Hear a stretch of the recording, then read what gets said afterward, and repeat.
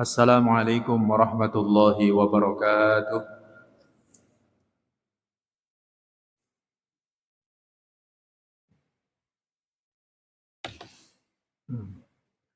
Alhamdulillahi rabbil alamin wa bihi nasta'inu ala umuri dunya waddin. Wassalatu wassalamu ala asyrafil anbiya'i wal mursalin sayyidina Muhammad wa ala alihi wa sahbihi ajma'in. Subhanaka la ilma lana illa ma 'allamtana innaka antal alimul hakim. Rabbi shrah li sadri wa yassir li amri wahlul 'uqdatam min lisani yafqahu qawli. Amma ba'du, bapak-bapak hadirin jamaah Majelis Ta'lim Masjid At-Taqwa rahimakumullah. Alhamdulillah wa syukurillah kita masih dapat berkumpul bermuajah bertemu kembali di masjid yang mulia ini dalam rangka kita bersama-sama ta'lim, bersama-sama ngaji. Mudah-mudahan duduknya kita di masjid ini, hadirnya kita di masjid ini, Allah Subhanahu wa taala akan ampuni dosa-dosa kita. Allah akan tambahkan wawasan, pengetahuan serta ilmu yang bermanfaat dan senantiasa kita mendapatkan limpahan barokah serta ridho Allah Subhanahu wa taala. Amin ya rabbal alamin. Salawat dan salam semoga tetap dilimpahkan kepada junjungan Nabi kita Muhammad sallallahu alaihi wasallam beserta keluarganya, para sahabatnya serta pengikutnya ila yaumil qiyamah. Hadirin yang rahmati Allah, mari kita lanjutkan kajian kita. Kajian Kitab Hadis Arba'in, 40 hadis karya Imam Nawawi rahimahullah, yang insyaallah pada kesempatan ini kita sampai di hadis yang ke-14.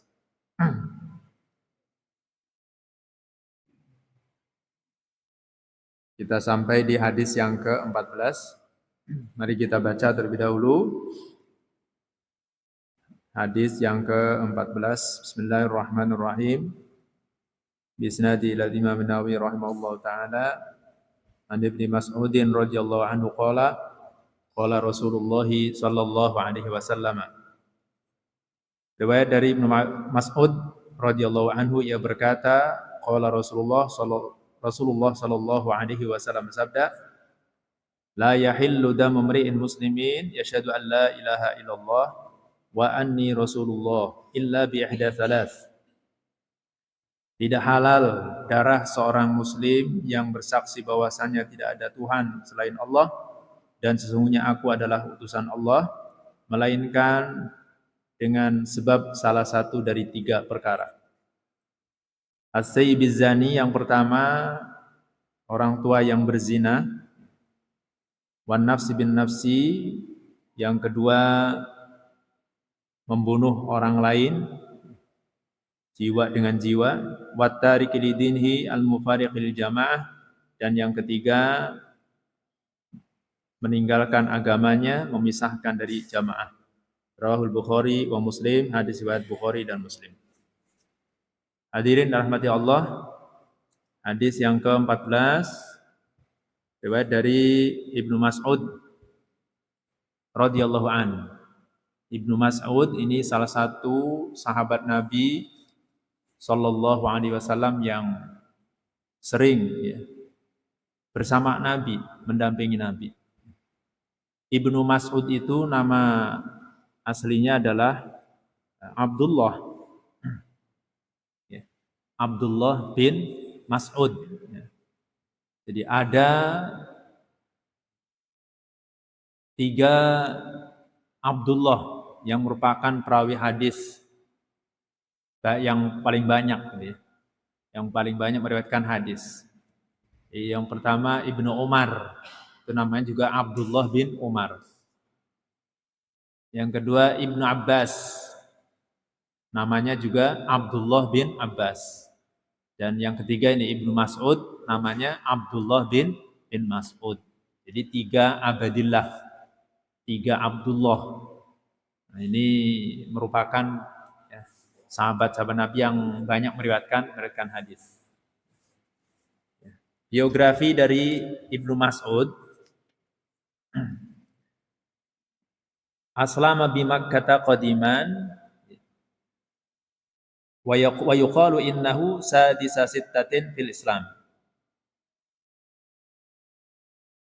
Bahwasanya beliau termasuk orang yang minas sabiqin al-awwalin, termasuk orang-orang yang pertama masuk Islam, golongan orang pertama masuk Islam.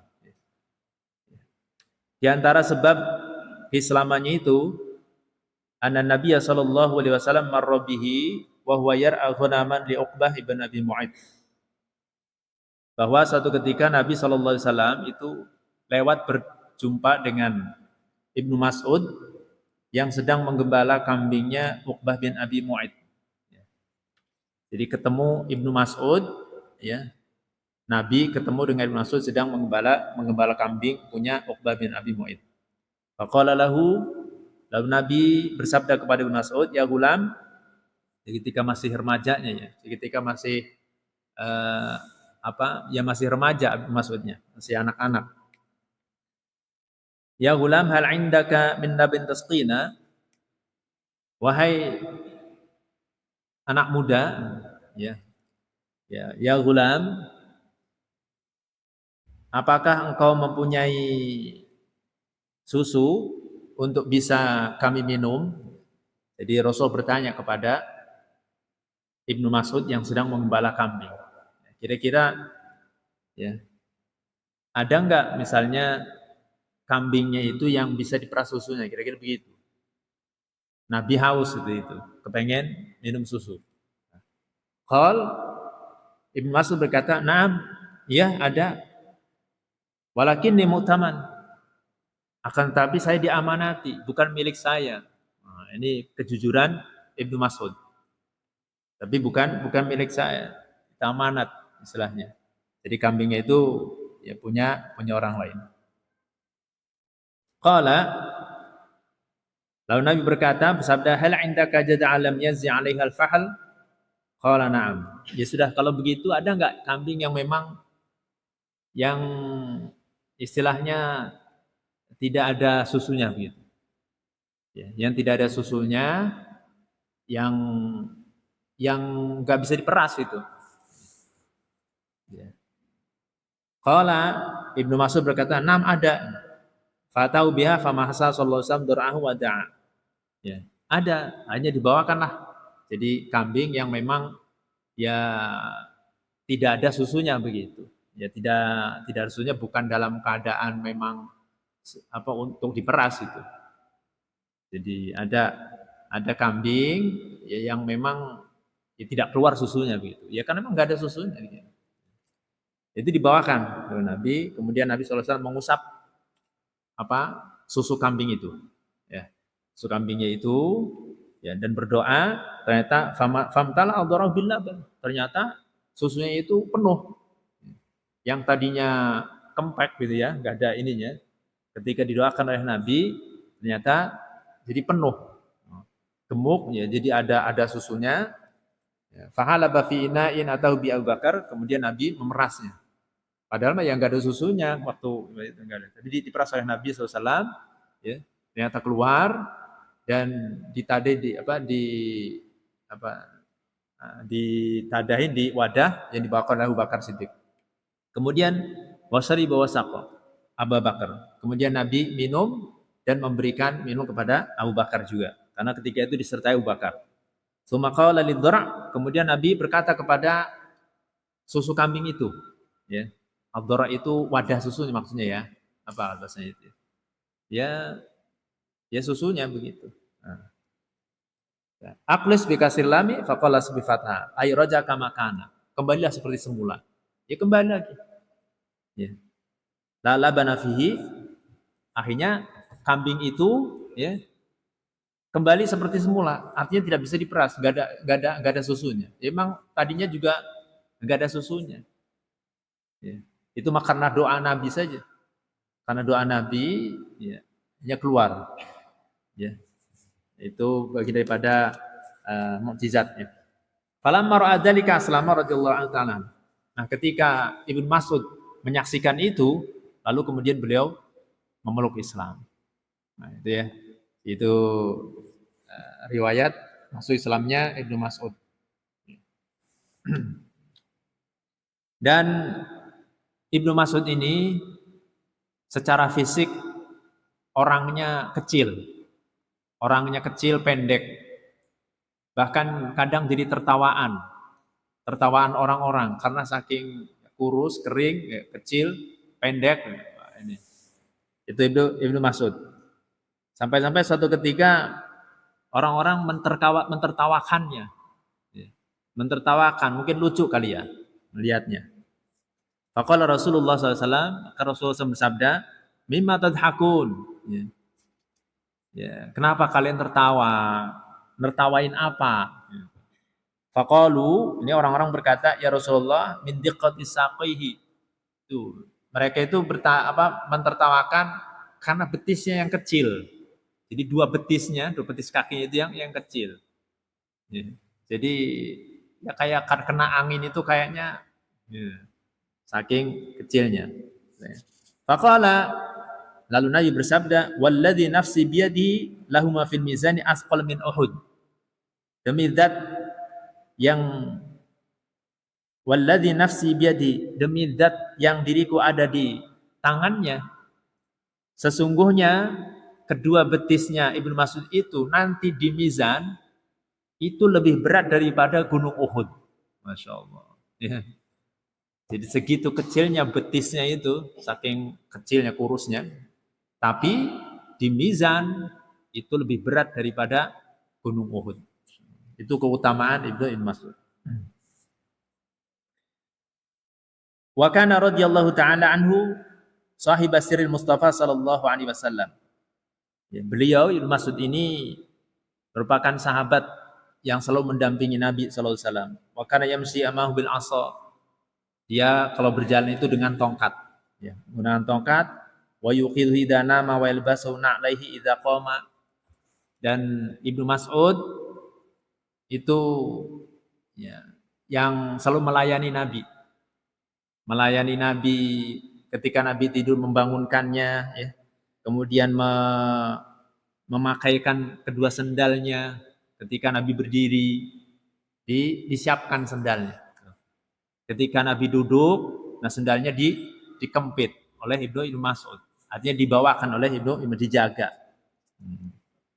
Itulah Ibnu Mas'ud melayani Nabi sallallahu alaihi wasallam.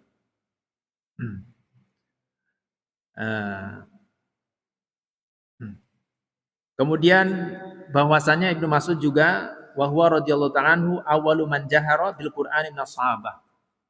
Ibnu Mas'ud orang yang pertama menyuarakan dengan lantang ayat Al-Qur'an. Mengeraskan bacaannya. Ya, ketika turun surat Ar-Rahman, Nabi SAW bertanya kepada para sahabat, man yaqruha ala Quraisy? Siapa yang berani membacakan di depan orang-orang Quraisy? Ketika turun surat Ar-Rahman. Faqala Ibnu Mas'ud, ana ya Rasulullah. Ibnu Mas'ud berkata, saya wahai Rasulullah. Wa dhaba ilaihim fara'ahum mustami'ina haul Ka'bah. Lalu Ibnu Mas'ud pergi, ya, dan menuju Ka'bah, ya, melihat orang-orang pada kumpul di sekitar Ka'bah, sekeliling Ka'bah. Faftahat qira'at biha, faftahaha al-qira'at biha. Lalu mulailah Ibnu Mas'ud membaca surat Ar-Rahman dengan lantang. Karena dalam satu riwayat juga Ibnu Mas'ud ini suaranya melengking. Suaranya enak, ya. Keras, kencing, melengking dan enak suaranya. Ketika baca itu surat Ar-Rahman, ya, faqama Abu Jahal falatamahu wa syaquduna wa admahu. Tiba-tiba Abu Jahal mendengar Ibnu Mas'ud baca Al-Qur'an, langsung Abu Jahal menempeleng. Ibnu Mas'ud ditabokin, plak, sampai dijewer. Kupingnya ini berdarah-darah. Sampai ini, hampir putus. Ya. Sampai berdarah itu. Ditabokin sama Abu Jahal.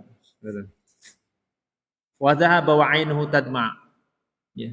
Akhirnya Ibnu Mas'ud pergi dalam keadaan sedih, menangis, menetes air matanya. Faktamal Mustafa sallallahu alaihi wasallam melihat Ibnu Mas'ud dalam keadaan nangis, sedih, Rasulullah ikut sedih. Rasulullah ikut sedih. Fanazal Jibril alaihissalam dhahika. Dalam keadaan sedih Ibnu Mas'ud nangis, ya. Rasulullah sedih, turun malaikat Jibril ketawa. Turun malaikat Jibril dhahikan ketawa. Faqala Mustafa sallallahu alaihi wasallam, anta tadhaku wa Ibnu Mas'ud yabki. Sehingga Rasulullah berkata kepada malaikat Jibril, engkau ketawa sedangkan Ibnu Mas'ud menangis. Ini gimana ceritanya?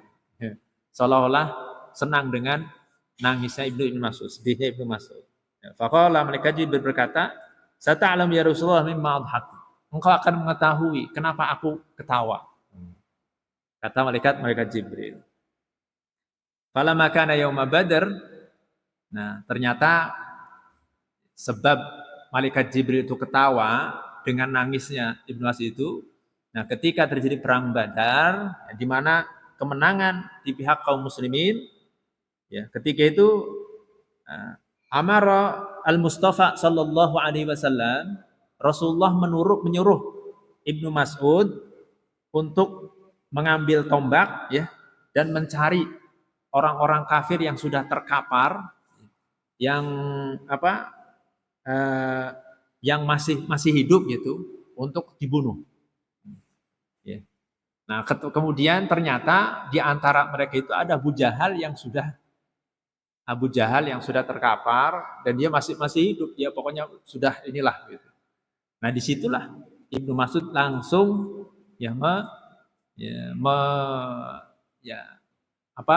menusuk dengan tombaknya, ya, dengan senjatanya, dan kemudian telinganya dipotong, ya, oleh Ibnu Mas'ud dan kepalanya dipenggal. Ya. Itu di hadapan Nabi Shallallahu Alaihi Wasallam.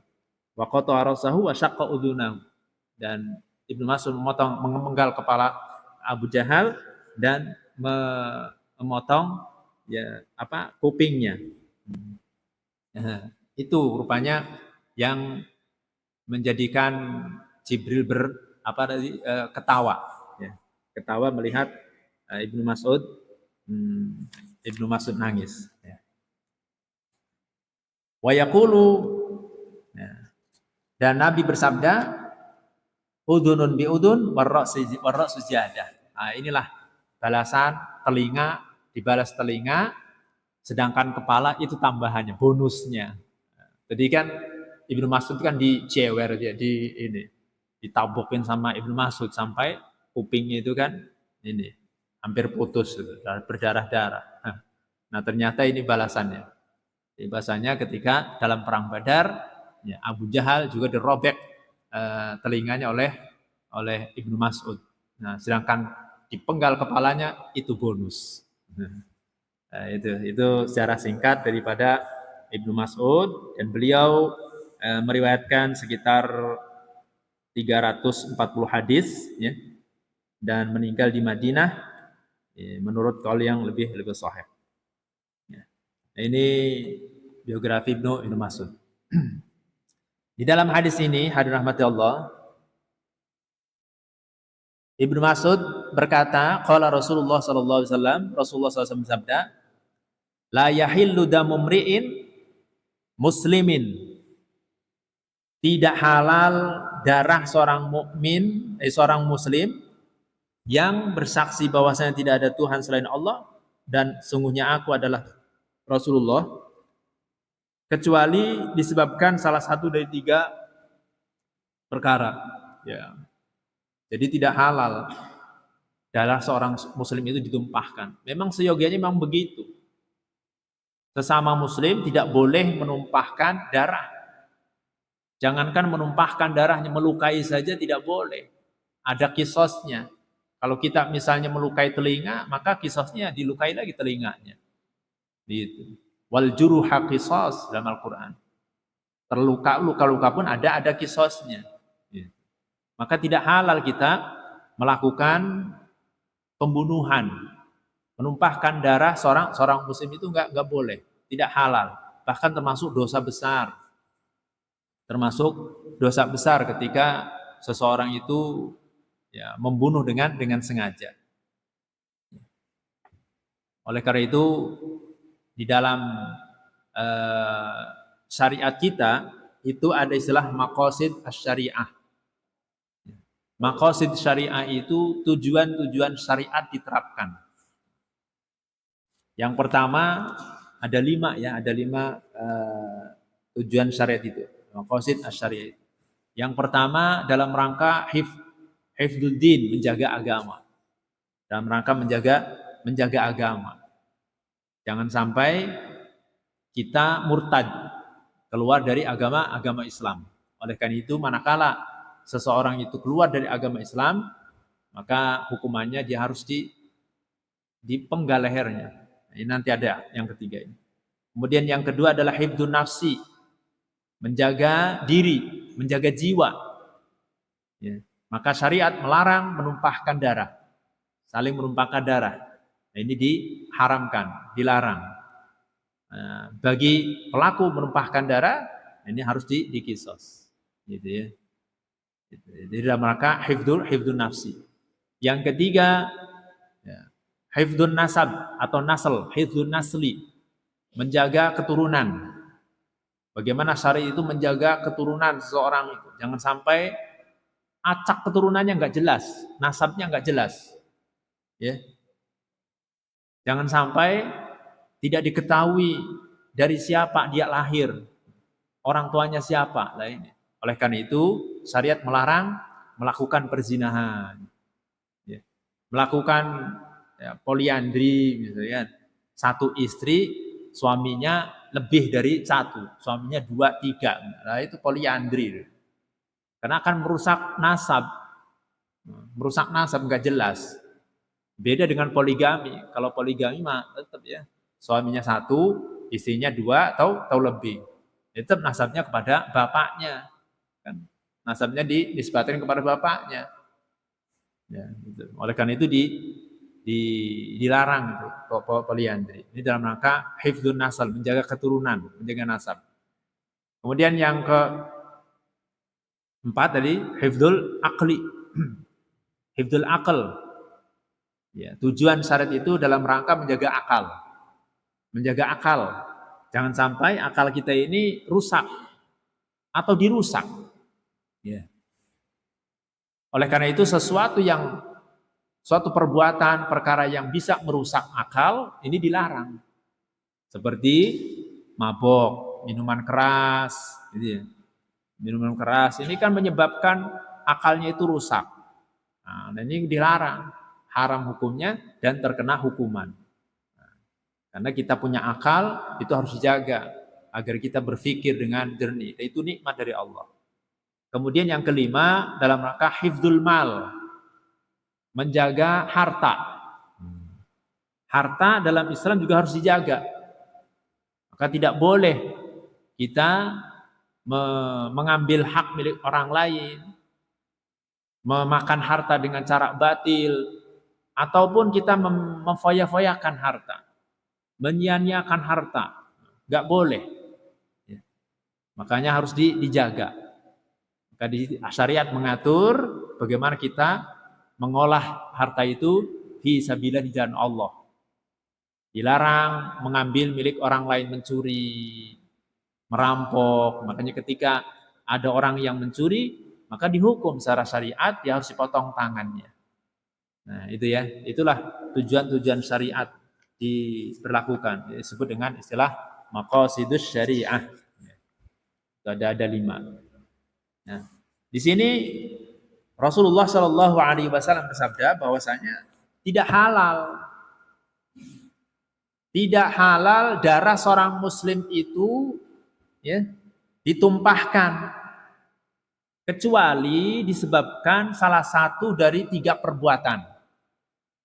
Nah, apa 3 perkara itu? Yang pertama as-sayyibuz zani. Yang pertama dikarenakan dia melakukan perzinahan. Melakukan perzinahan. Yang melakukan perzinahan itu orangnya sudah pernah menikah. Ini disebut dengan as-sayyib, ya. Sudah tua, ya artinya sudah pernah menikah. Makanya para ulama membagi zina itu, perzinahan itu dibagi menjadi 2. Ada zina muhson, ada zina ghairu muhson. Zina muhsan itu perzinahan yang dilakukan oleh orang yang sudah menikah. Ya. Ya, ini yang disebut dengan as-sayyib az-zani ini. Maka hukumannya dia harus dirajam. Harus dirajam. Dirajam itu diapakan? Dirajam itu dia dilempari batu sampai mati. Itu hukuman bagi pelaku perzinahan. Zinanya zina muhson. Ya, yang melakukan perzinahan itu sudah pernah menikah. Gitu. Sedangkan ghairu muhson, zina ghairu muhson itu perzinahan yang dilakukan oleh orang yang belum pernah menikah. Masih gadis atau masih perjaka. Maka hukumannya dia dicambuk sebanyak 100 kali, kemudian diasingkan di daerah lain selama 1 tahun. Nah, ya, itu hukuman bagi zina ghairu muhsan. Nah, di dalam hadis ini tidak halal menumpahkan darah seorang muslim kecuali, nah ini. Jadi kecuali dia melakukan salah satu dari 3 perkara. Yang pertama, melakukan perzinahan. Zinanya zina muhsan tadi. Dalam arti yang berzina ini orang yang sudah pernah menikah. Tuh. Maka hukumannya dia harus dirajam. Dipendem gitu ya, di dalam tanah, dikubur, ya, sedada, atau diikat di tiang, lalu kemudian dilempari batu. Lempari batu, Pak, sampai mati. Nah itu sampai mati. Ya. Kenapa? Karena dia melakukan ini as-sayyibuz zani. Padahal kan pada dasarnya kan tidak boleh, ya, menumpahkan darah itu nggak boleh. Tapi karena dia melakukan perzinahan, maka menjadi boleh, bahkan harus. Ya. Bahkan harus sesuai dengan keputusan hakim. Ya, misalnya seorang laki-laki dan perempuan itu melakukan perzinahan, disaksikan, ya, awas, hati-hati, kita tidak boleh asal menuduh orang lain berbuat zina tanpa ada saksi. Itu juga terkena dosa besar juga. Ya. Tidak ada saksi, tidak ada bukti, kita menuduh orang itu berbuat zina, nggak boleh. Kita terkena hukum. Itu namanya qadzaf. Nah, kita dihukum nantinya kalau tidak ada saksi atau bukti. Nah, saksinya itu harus 4 orang laki-laki yang menyaksikan. Kalau tidak ada saksi, bukti, misalnya dia hamil atau mengaku, ya, maka itu baru dihukum hukum rajam. Kata hakim, ya terbukti bahwa si fulan dengan fulanah melakukan perzinahan dan ditetapkan hukum, ya, untuk dirajam. Ditetapkan waktunya, tanggalnya gitu. Nah, kemudian caranya tadi rajam itu ya dilempari batu sampai mati. Siapa yang melempari? Lah ya ada tim pelempar jumroh, pelempar batu. Iya. Mungkin dari masyarakat atau mungkin ini atas perintah hakim. Dilempari sampai batunya ukuran sekepel. Bukan batu kecil. Kayak lempar jumroh, batunya kan kecil-kecil, kerikil kan. Ya, kapan matinya? Atau misalnya kenapa enggak sekalian aja batu yang gede, biar sekalian mati gitu. Ya, memang itulah aturannya. Batunya yang sekepel, kalau dilempari terus, ini sebagai bentuk pelajaran juga bagi yang lainnya. Ya. Bagi yang lainnya. Sehingga sampai mati. Ya kalau mendengar atau ngebayangin kayaknya serem banget Pak ya. Kayaknya serem banget ya. Makanya orang yang nggak demen sama syariat Islam kan begitu. Kayak orientalis atau orang-orang yang ya anti Islam itu selalu menjejelehi memperlihatkan ya kepada umat Islam, kan hukum Islam tuh kayak kejam amat.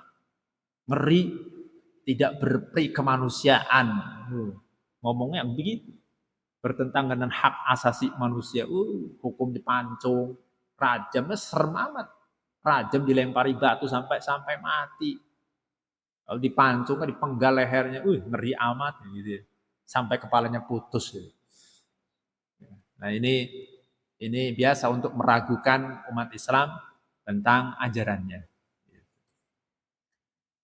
Gitu ya. Sehingga akhirnya ya kita ikut-ikutan, terus dihapus saja enggak. Nah, ini hukum rajam. Padahal ya hikmahnya itu besar. Hikmahnya besar. Justru dengan adanya hukuman seperti itu, efek jerahnya itu nggak ada yang berani itu.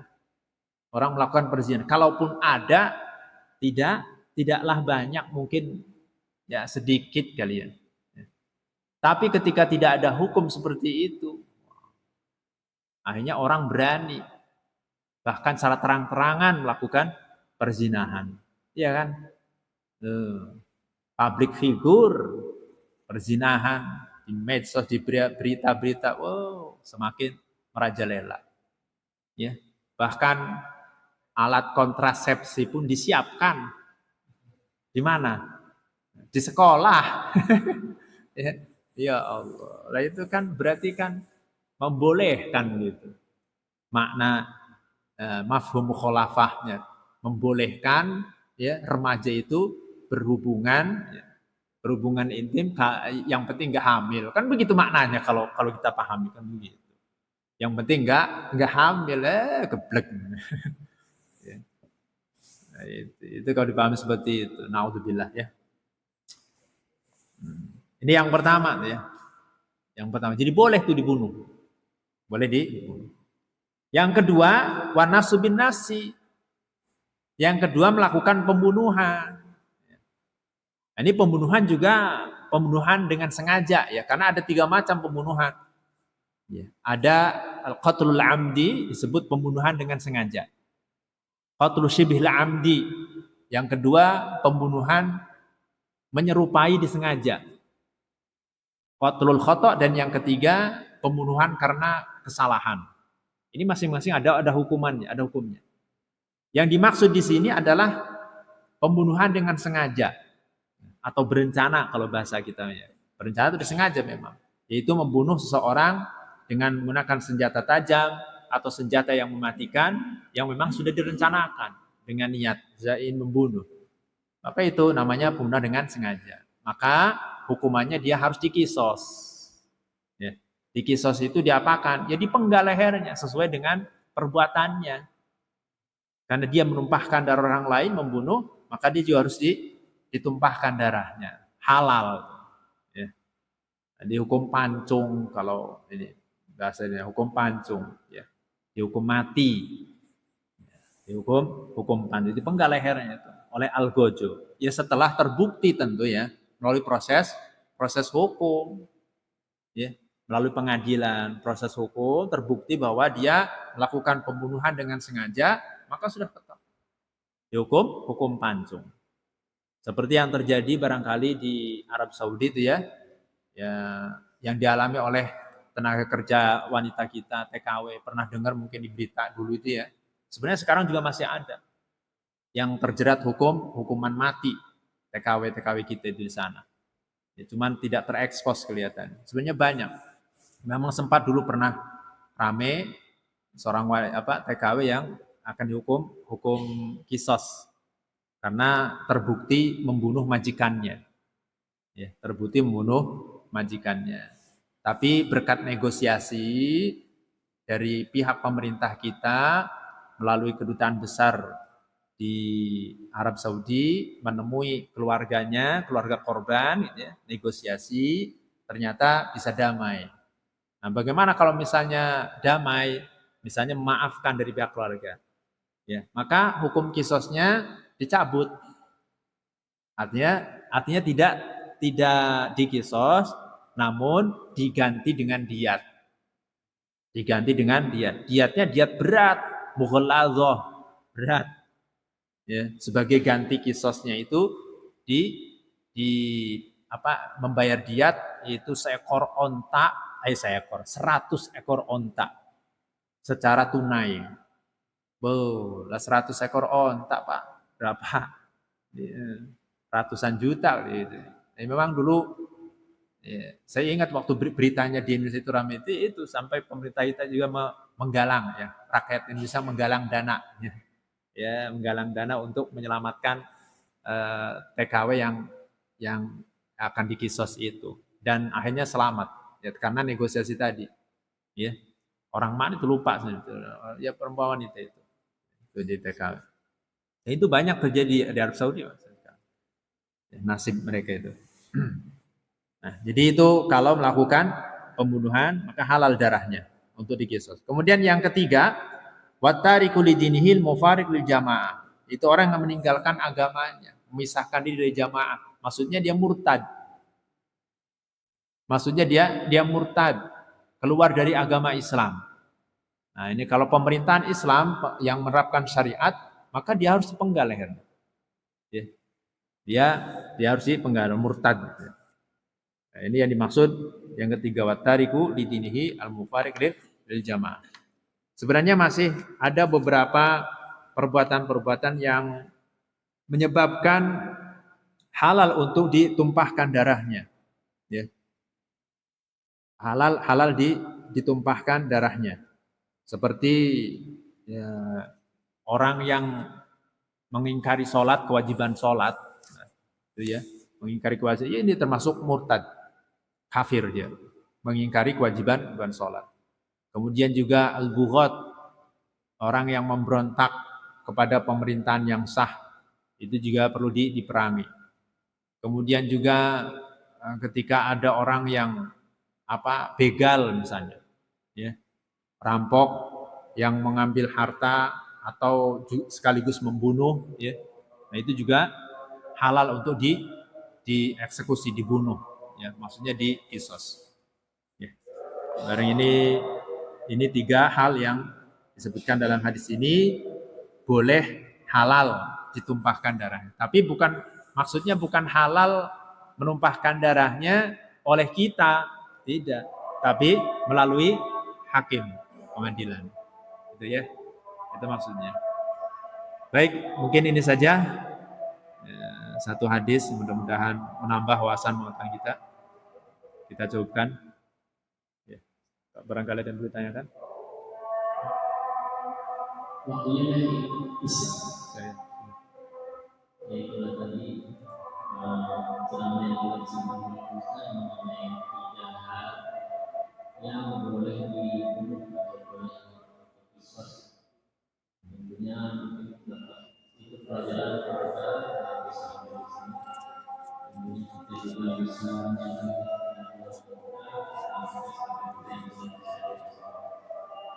berhubung waktu Isya cepat, meditasi bersama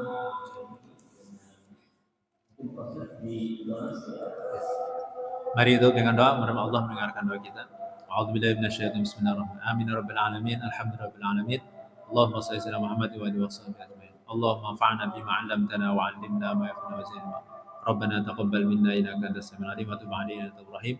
Rabbana atina fid dunya hasanah wa fil akhirati hasanah wa qina adzabannar. Subhana rabbika rabbil izzati amma yasifun wa salamun 'alal mursalin walhamdulillahi rabbil alamin. Subhanakallahumma bihamdik asyhadu an la ilaha illa anta astaghfiruka wa atubu ilaik. Assalamualaikum warahmatullahi wabarakatuh.